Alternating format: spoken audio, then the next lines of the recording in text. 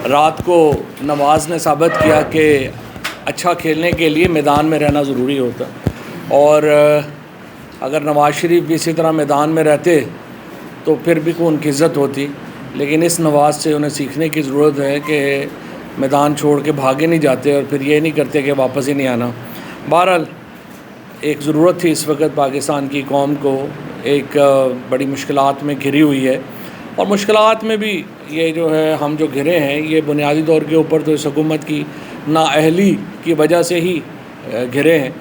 आज से 2.5 महीने पहले जब मेट ऑफिस ने कह दिया था कि पाकिस्तान में बारिशें इस बार रूटीन से ज़्यादा होंगी, तो अनफॉर्चुनेटली उस वक्त ये शहबाज गिल को अगवा करके टॉर्चर करने के प्लानिंग कर रहे थे, इमरान खान के ऊपर टेररिज्म केसेस बनाने के ऊपर कर रहे थे, हमारे ऊपर तौहीन मज़हब के मुकदमे दर्ज करने के उस वक्त प्लान कर रहे थे। और यही इनका जो दिमाग ख़राब है कि जो भी इनके ख़िलाफ़ है ये उसको चाहते हैं कि उसको सफ़ा हिस्ट्री से ही मिटा दिया जाए, और सियासत के बजाय ये कोशिश करते हैं कि अपने मुखालफों को साजिशों से उनका मुकाबला जो है वो करने की कोशिश करते हैं।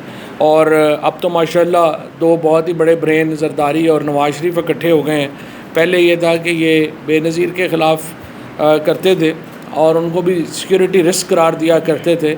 अब माशाल्लाह ज़रदारी साहब और नवाज़ शरीफ चूँकि इकट्ठे हो गए हैं और इंटरेस्ट भी इकट्ठे हैं, लिहाजा अब उनके लिए उनको सवाए इमरान खान के कोई और नज़र नहीं आ रहा। और आप देख रहे हैं कि रात से ही सारे शहबाज शरीफ से लेके तो सारे ही हम सरकार है, जैसे शहबाज शरीफ के साथ ने कवाली शुरू की तो पीछे सारे हम नवा जो हैं उन्होंने प्रेस कॉन्फ्रेंसों पे प्रेस कॉन्फ्रेंसें शुरू कर दी और एक ही राग जो है वो अलाप रहे हैं कि जी इमरान खान सिक्योरिटी रिस्क हो गया है और हटा उसको किसी तरीके से खुदा के लिए फ़ौज और जुडिशरी आपस में मिल जाएं और ख़ुदा के लिए इमरान खान को आप डिस्क्वालीफाई कर दें, क्योंकि बैलेट से तो इसका मुकाबला नहीं होता।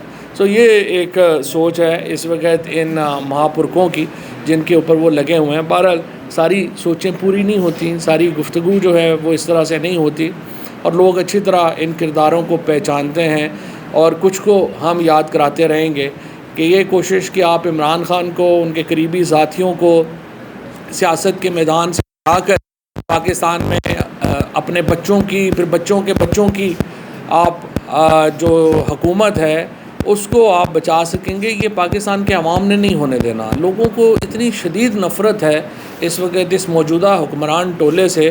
ये बेचारे जो है, आप देखिए कल क्या हुआ, वो अता जो है तारड़ जो कुछ अर्सा पहले टेरर बने हुए थे, 4 छोटे छोटे बच्चों को उन्होंने मनाल रेस्टोरेंट के ऊपर उन्होंने जो है वो देख के उनको हंसना शुरू किया। उन्होंने पुलिस, इस्लामाबाद पुलिस जो माशाल्लाह वहाँ से उन्होंने सीसीटीवी फुटेज से उन बच्चों की तस्वीरें निकाली, उनको जाके जो है वो जेल में बंद कर दिया। तो कोई शर्म होनी चाहिए। अगर आप बाहर नहीं जा सकते, इससे पहले एहसन इकबाल है, इससे पहले बाकी लोग हैं, मैं ख्वाजा आसिफ ने यहाँ पे बैठ के तकरीरें कर रहा है, और ये शहबाज शरीफ, मैं आपको चैलेंज करता हूँ कि ये सिक्योरिटी के बग़ैर अपने हलकों में भी बाहर नहीं निकल सकते। इस वक्त जो इनकी हालात हैं, ये जो सारे इस वक्त चेहरे आपको नज़र आ रहे हैं इस वक्त पीडीएम के, ये पाकिस्तानी जहाँ पे भी है, पाकिस्तान के अंदर तो छोड़ दें, ये लंदन में बाहर नहीं निकल सकते। ये बाकी उसकी वजह है, उसकी वजह इनके करतूत है, जिस किस्म की इनकी एक पाकिस्तान के लोग जो हैं जितने इनसे नफ़रत करते हैं, और जिस तरह ये साजिशों के ज़रिए हुकूमत में आए हैं, इनके लिए तो बाहर बैठ के बर्गर खाना मुश्किल हो गया है, खाना खाना मुश्किल हो गया है। और ये अनफॉर्चुनेट है। कोई भी सियासतदान इस तरह के माहौल को और फिर ऊपर से गलती ये कर रहे हैं कि बजाय इसके कि टेम्परेचर्स को नीचे लाने की कोशिश करें, ये टेम्परेचर्स को बढ़ा रहे हैं नोइंगली कि पाकिस्तान 18 करोड़, जो हमारा इस वक्त 22 करोड़ जो लोग हैं, और उनमें जो करोड़ों लोग इस वक्त जो यंगस्टर्स हैं, 64% आबादी, तो 30 साल से कम की आबादी है, 25 साल से कम की आबादी है। ये आबादी आपसे सख्त नाराज़ है, और आप लोग जिस तरीके से जा रहे हैं, ये तो इमरान खान की वजह से पाकिस्तान अगर अभी श्रीलंका नहीं बना है तो सिर्फ इमरान खान की वजह से नहीं बना, तहरीक इंसाफ की वजह से नहीं बना, क्योंकि हमने लोगों के जज्बात के आगे बंद बांधा हुआ है।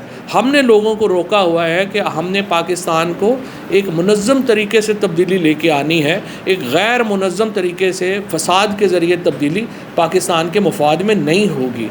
और अदरवाइज़ लोगों की आंखों में खून उतरा हुआ है। और इसको आप इस तरह से ना लाइटली ना लें कि आज जिस तरह ख्वाजा आसफ़ ने बयान दिया कि जी इसके ऊपर इमरान खान के ऊपर बड़ी लंबी लिटिगेशन आएगी और हम ये कर देंगे वो कर देंगे। आपका बाप भी इमरान खान को डिस्क्वालीफाई नहीं कर सकता। आप इमरान खान को सीन से हटाएं और फिर मुझे आप इस्लामाबाद से निकल के दिखाएं।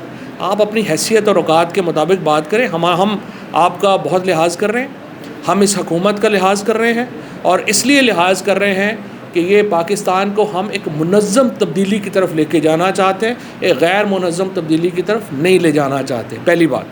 दूसरी बात यह है कि रात को जो इमरान खान ने बात की और उसके बाद आज एक बहुत बड़ा जो है वो एक इन्होंने शहबाज शरीफ और हमनवा जिस तरीके से आज जो है वो चीखो पुकार रहे हैं, उसका जवाब भी मैं देना चाहता हूँ। बड़ी उसकी सादा सी बात है। ये जो मौजूदा हुकूमत है ये एक बैकग्राउंड में इक़्तिदार में आई है, इनके पास अक्सरियत नहीं थी। इस वक्त जो 84 सीटों वाला शख्स है वो मुल्क में वज़ीर आज़म है और 155 सीटों वाला इमरान खान जो है वो अपोजिशन में वो जलसे कर रहा है।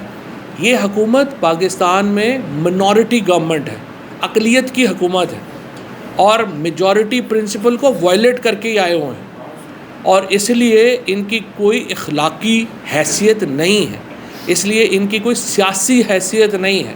ये एक साजिश के ज़रिए पाकिस्तान में बरसरे इक़्तिदार आए और उस साजिश का भांडा, उसका बैकग्राउंड सबसे पहले खुर्रम दस्तगीर जो इस वक्त वज़ीर हैं तवानाई के, उन्होंने फोड़ा। खुर्रम दस्तगीर ने क्या कहा ज़रा सुनिए।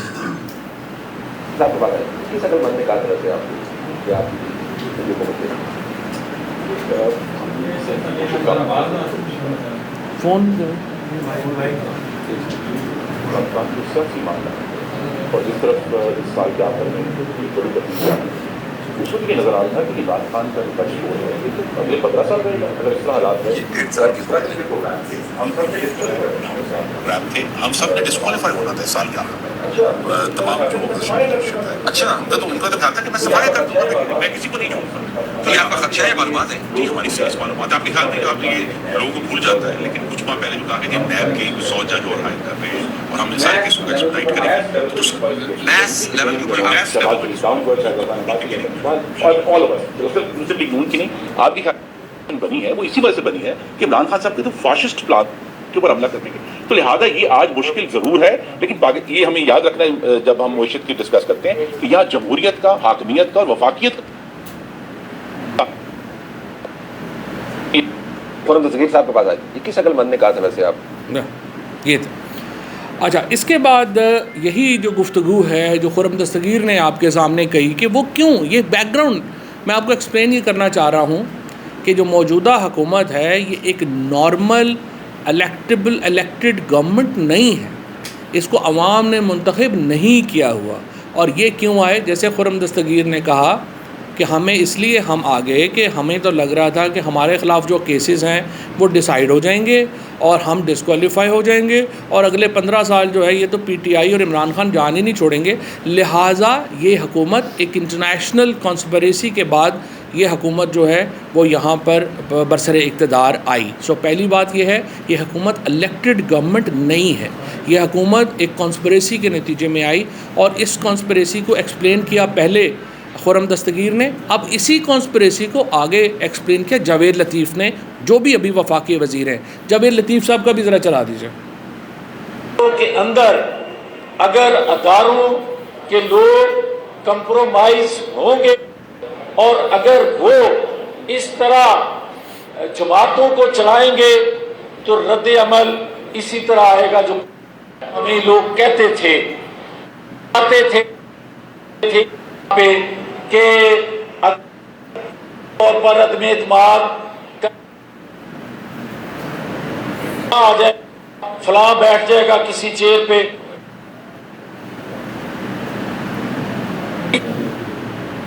कब क्यों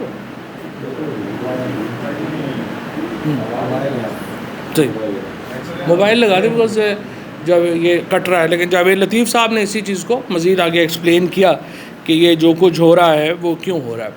अच्छा, अब मैं आपको यहाँ पे ये बात बताऊँ कि जो पाकिस्तान की इस वक्त जो सूरत हाल है इसमें मैं आपको बड़ी वाज़ेह तौर पर बताऊं, फ़ौज मिडिल क्लास का सबसे ऑर्गेनाइज्ड ग्रुप है और Tehreek Insaf middle class lower middle class की सबसे बड़ी सियासी जमात है। सो हमारा एक बहुत नेचुरल, हमारी एक समझिए कि एक कोऑर्डिनेशन, एक हमारी जो सोच का, एक सोचने का अंदाज़ है वो तहरीक इंसाफ का और फ़ौज का वो मिलता है, क्योंकि हम भी लोअर मिडिल क्लास की और मिडिल क्लास की रिप्रेजेंटेशन करते हैं और फ़ौज मिडिल क्लास का सबसे बड़ा ऑर्गेनाइज्ड जो है वो ग्रुप है। अब हमारा ख़दशा क्या है, हमारा मसला क्या है? हमारा मसला ये है, जिस तरह से खुर्रम दस्तगीर ने और जिस तरीके से फिर जावेद लतीफ़ ने एक्सप्लेन किया और उन्होंने ये बात कही कि हम इस बैकग्राउंड में हमें लाया गया था और एक साजिश के ज़रिए जो है वो हम जो है वो इक़्तिदार हमने संभाला था। अब इस ख़दशा जो है हमारा वो ये है कि ये जो ग्रुप है, ना नवाज़ शरीफ की कोई जायदाद पाकिस्तान में है, ना मरियम नवाज़ की कोई पाकिस्तान में मेजर प्रॉपर्टी या कोई इंटरेस्ट है, ना ही जरदारी और बिलावल का पाकिस्तान में कोई इंटरेस्ट है। ये तमाम वो लोग हैं जिनके रूट्स, जिनकी जड़ें पाकिस्तान से बाहर हैं। ये लंदन में इनकी बच्चे जो हैं, नवाज़ शरीफ के सारे बच्चे, और ये मैं नहीं कह रहा, ये उन्होंने ख़ुद अदालत के अंदर अपने एफिडेविट्स दिए हैं, सर्टिफिकेट जमा करवाए हैं। उन्होंने कहा कि हम ब्रिटिश सिटीजन्स हैं, पाकिस्तानी क़वानीन हम पे अप्लाई नहीं करते, ना ही हम पाकिस्तानी अदालतों को जवाब दें। लिहाजा नवाज़ शरीफ और उनके बच्चे तमाम के तमाम ब्रिटिशर्स हैं बकौल उनके।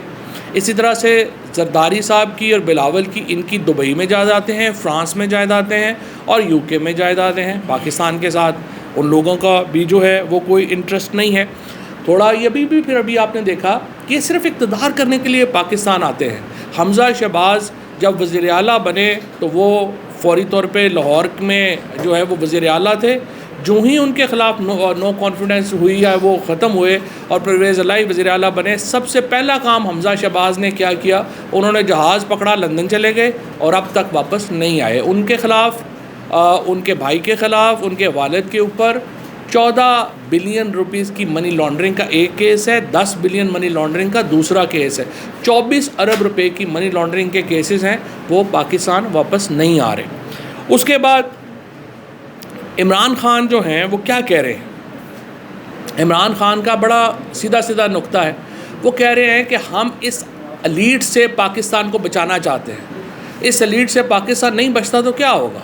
बड़ी सीधी बात है, इमरान ख़ान को एलिमिनेट कर दीजिए सियासी तौर के ऊपर। उसके बाद अगले 40 साल, 20 साल मरियम के हैं, 20 साल बिलावल के हैं। फिर उसके बाद जो है वो मरियम के तो खैर माशाल्लाह अपना भी बेटे जो हैं वो जवान है, जुनैद साहब, फिर हम पाकिस्तान उनको दे दें तो अगले 50-60 साल तो पाकिस्तान फिर इन दोनों फैमिली के दरमियान घूमता रहे। अल्लाह अल्लाह खैर सल्ला। और ये जिस तरीके से इन्होंने पावर ग्रैब किया है, जिस तरीके से इन्होंने हर इंस्टीट्यूशन के ऊपर अपनी जो मामलात हैं उनको बनाया है और किया है, वो हमारे सामने है। पाकिस्तान से इनका क्या इंटरेस्ट है? पाकिस्तान में तो, और पाकिस्तान की सुबह से ये जितने वफ़ादार बने हुए हैं पाकिस्तान के कि जी हम तो फ़ौज को ये कह दिया, फ़ौज को वो कह दिया, बड़ा जुल्म हो गया।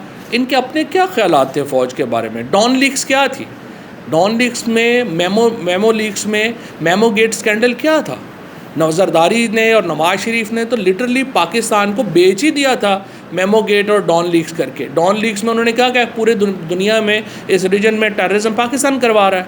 और आपको पता है कि जब जो मुंबई का वाक़या हुआ, सबसे पहले जिस लीडर ने आके कहा कि अजमल कसाब पाकिस्तानी है, वो कौन था? वो नवाज़ शरीफ थे। और यूनाइटेड नेशंस के ये जब हेग के अंदर जो इंटरनेशनल कोर्ट ऑफ जस्टिस है, उसमें किसका बयान पढ़ के सुनाया गया था? नवाज़ शरीफ को बयान पढ़ के सुनाया गया था। और नवाज़ शरीफ की जो फ़ौज के बारे में जो उनकी बयानात हैं, ख़यालात हैं, वो किसी से ढके छुपे तो नहीं हैं। लेकिन बाकी भी जो लोग हैं उसमें, मसलन फजल रहमान ने फ़ौज के बारे में क्या कहा था, ज़रा एक दफ़ा दोबारा सुना दीजिए। तुम हमें सियासत बतलाते हो, तुम्हारा मैदान सियासत नहीं है, अपने हुदूद में रहो। इसराइल की नौकरी न किया करो, इसराइल के वजीफों पर पलने वाले जर्नैलों,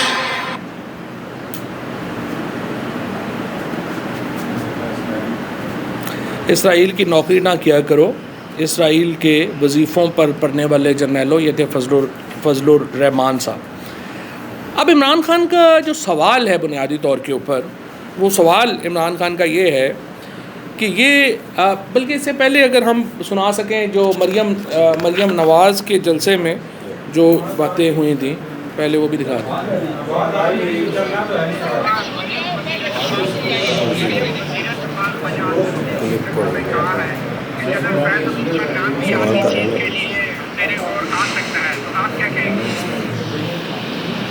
मैं इसके बारे में अब क्या कह सकती हूँ, लेकिन जाहिर है पाकिस्तान की अफवाज का सरबराह हमारे लिए बड़ा मोहतरम अदारा है। पूरी कौम जो है पाकिस्तान के इस्तेहकाम के लिए, हिफाजत के लिए अफवाज पाकिस्तान को देखती है।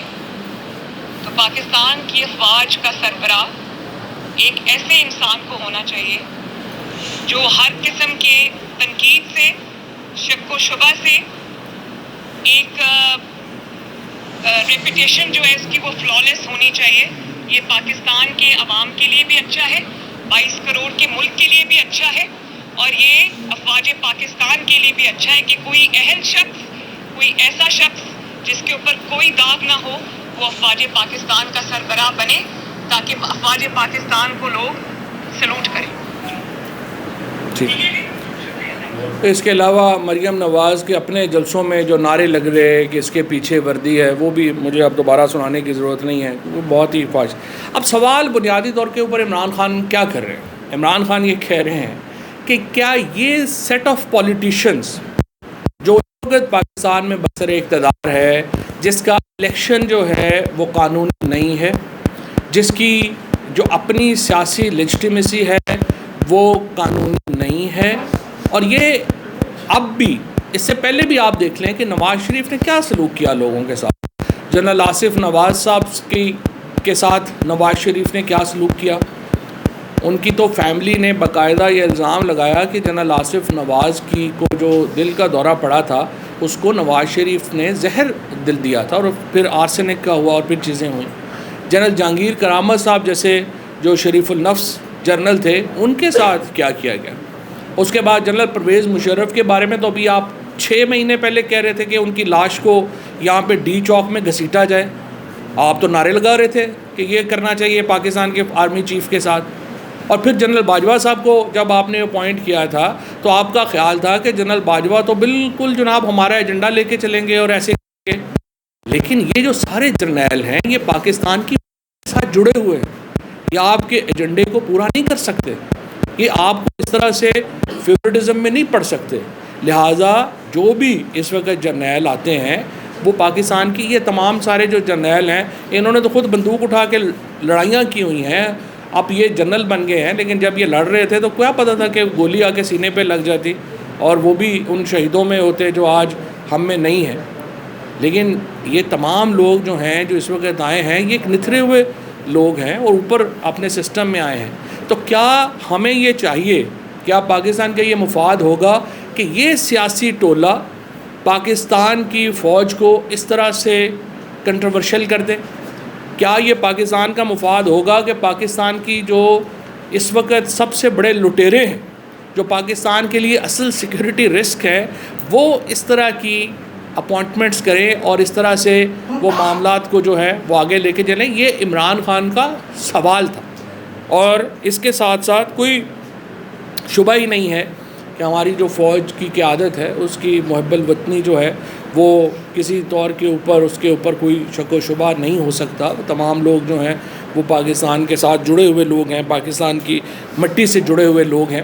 लेकिन मुझे आप ये बताइए, अभी आज ही खबर ये छपी है कि शहबाज शरीफ तशरीफ़ ले जा रहे हैं लंदन और वो अप्रूवल लेंगे वहाँ पे नवाज़ शरीफ से अगले आर्मी चीफ़ के नाम की। इससे बड़ी तौहीन पाकिस्तान की फ़ौज की क्या होगी कि एक मफरूर शख्स जो पाकिस्तान की अदालतों से भागा हुआ है, जो पाकिस्तान के निज़ाम से भागा हुआ है, वो पाकिस्तान के अगले आर्मी चीफ़ के नाम की मंजूरी देगा?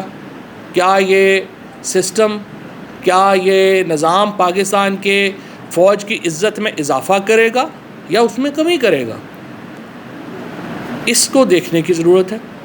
और इसीलिए हम ये समझते हैं कि पाकिस्तान की फ़ौज को सियासी अपने अखाड़े का हिस्सा नहीं बनाना चाहिए, उन्हें अलहदा करके जो है वो रखना चाहिए। और ये बड़ी कीमती इंस्टीट्यूशन है हमारे लिए, और इसको हमें कतई तौर के ऊपर सियासत में मुलव्वस नहीं करना।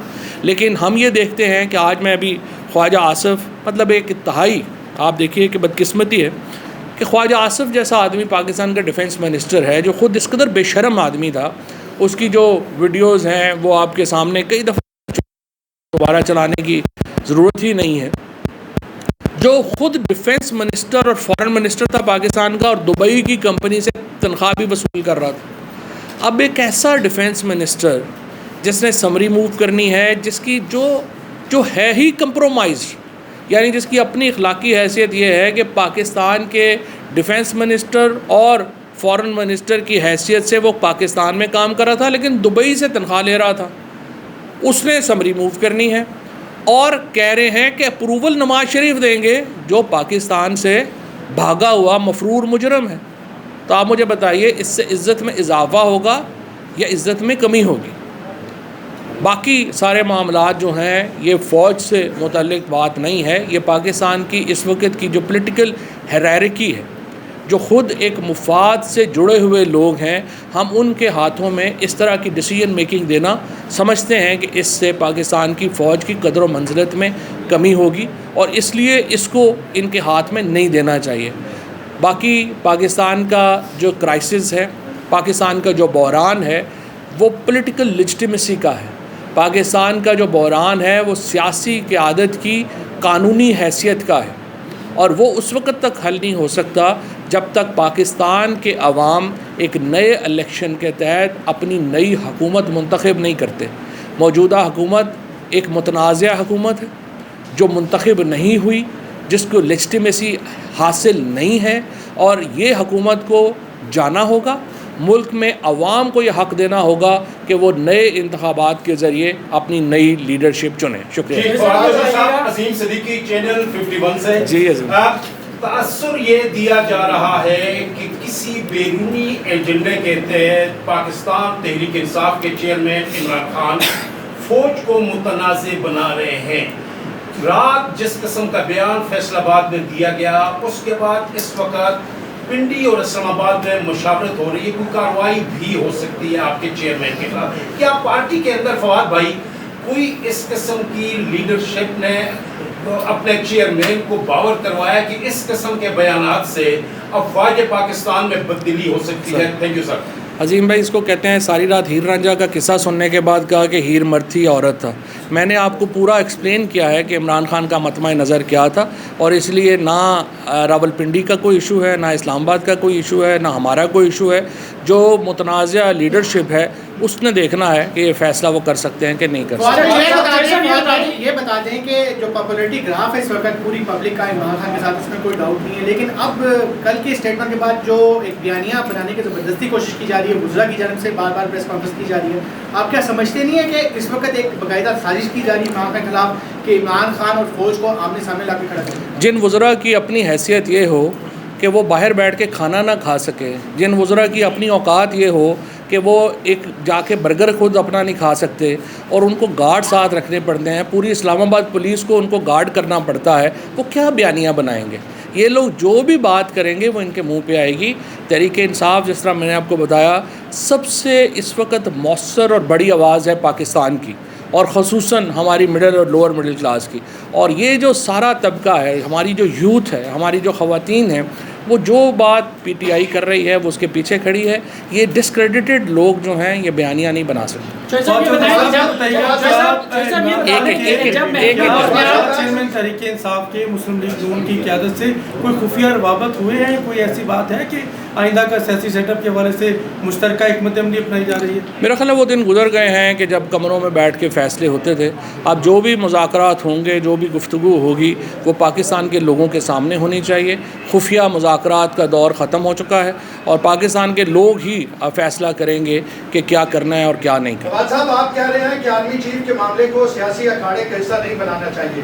तो साबिक वज़ीर आज़म खुद उनकी बात जो है वो जलसे के अंदर कर रहे हैं, तो अखाड़े का हिस्सा तो तहरीक इंसाफ बना रही है। और दूसरा सवाल ये है कि टॉप 4 या 5 जर्नलों में से कोई एक आर्मी चीफ बनेगा, थोड़े ही कोई नून लीग या पीपल पार्टी कैप्टन सफदर को आर्मी चीफ बना रही है, तो फिर आप इतने खौफजदा क्यों हैं? पहली बात तो यह है कि इनके बस में हो तो कैप्टन सफदर को ही बना दें, लेकिन इशू यही है कि अभी पाकिस्तान आर्मी में प्रोफेशनलिज्म ज़िंदा है। दूसरी बात यह है कि हमने दोबारा जिस तरह से मैंने आपको कहा कि 4 हों, 5 हों, 6 हों, 7 हों, हमने जो हमारा जो इस वक्त मतमा नज़र था इमरान खान का, वो पाकिस्तान की फ़ौज के जो लीडरशिप है वो नहीं थी। हमने जो इस वक्त सेट ऑफ पॉलिटिशियंस हैं जो फ़ैसला कर रहे हैं उनकी लेजिटिमेसी के ऊपर क्वेश्चन किए हैं। और मैं आपसे भी पूछता हूँ कि अगर आपको लगता है कि नवाज़ शरीफ ने प्रूव करना है पाकिस्तान का वज़ीर-ए-आज़म जो ख़ुद एक मफरूर मुजरम है, तो मुझे आप बताइए उसकी लेजिटिमेसी क्या हो।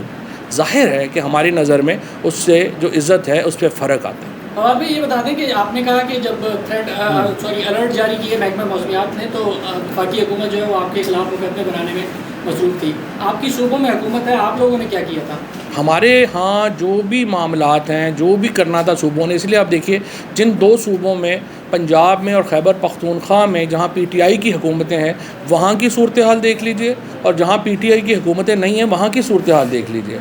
पंजाब में भी सैलाब कम नहीं आया, लिया में आप देखें, मियाँ वाली में देखें, सियालकोट में देखें, इन तमाम जगहों के ऊपर सैलाब नहीं आया था, लेकिन हमने अपने इक़दामात से, मौसर इक़दामात से इन इलाकों को कवर किया। इसी तरह से KP में अगर परवेज़ खट्टक ने आज से अपने दौर में नौशहरा के अंदर बंद ना बनाया होता तो आज नौशहरा आपको नज़र ही ना आ रहा होता, चारसद्दा के ऊपर बंद ना बनाया होता, चारसद्दा ने बड़ा इफ़ेक्ट होना था। यही वो इक़दामात हैं जो तहरीक इंसाफ की हुकूमत ने उठाए थे, जिनकी वजह से हमारे सूबों में सूरत हाल बहुत बेहतर रही। और सिंध की जो इस वक्त सूरत हाल है, 14 साल से वहाँ पीपल्स पार्टी की हुकूमत है, और आप देख लीजिए कि पूरा सिंध ही डूब गया है, क्योंकि जो बंद बनता है। और आपने उस दिन सुना बलूचिस्तान के तो एक चीफ़ इंजीनियर ने कहा कि 50% जो पैसा है जो बंद बनाने के लिए वो तो करप्शन में चला जाता है। तो जहाँ 50% करप्शन का रेट हुआ है बलूचिस्तान में, वहाँ क्या बचना है?